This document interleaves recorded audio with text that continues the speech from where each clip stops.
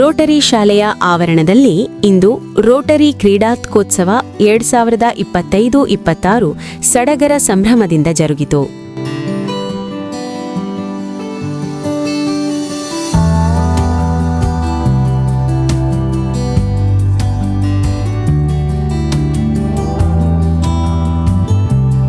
ಕಾರ್ಯಕ್ರಮದ ಅಧ್ಯಕ್ಷತೆಯನ್ನು ಶ್ರೀ PS ವಸ್ತ್ರದ್ ಅವರು ವಹಿಸಿದ್ದರು. ಉದ್ಘಾಟಕರಾಗಿ ಮೊರಾರ್ಜಿ ವಸತಿ ಶಾಲೆ ಕಾಲಕಾಲೇಶ್ವರದ ದೈಹಿಕ ಶಿಕ್ಷಕರಾದ ಶ್ರೀ ಚಂದ್ರಶೇಖರ್ ಇಟಗಿ ಅವರು ಕಾರ್ಯಕ್ರಮಕ್ಕೆ ಚಾಲನೆ ನೀಡಿದರು.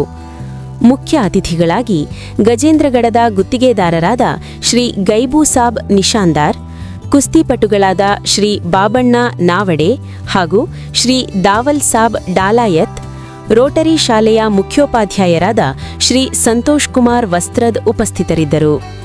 ಕಾರ್ಯಕ್ರಮದಲ್ಲಿ ಶ್ರೀಮತಿ ರಾಜೇಶ್ವರಿ ವಸ್ತ್ರದ್, ಅನ್ನಪೂರ್ಣ ಹಿರೇಮಠ್, ಪೂಜಾ ರಂಗ್ರೇಜಾ, ಶ್ರೀಮತಿ ವಿಜಯಶ್ರೀ ವಸ್ತ್ರದ್, ಶ್ರೀ ಕಳಕಪ್ಪ ಡೊಳ್ಳೀನ್ ಹಾಗೂ ಪಾಲಕ ಪೋಷಕರು, ವಿದ್ಯಾರ್ಥಿಗಳು ಭಾಗವಹಿಸಿದರು.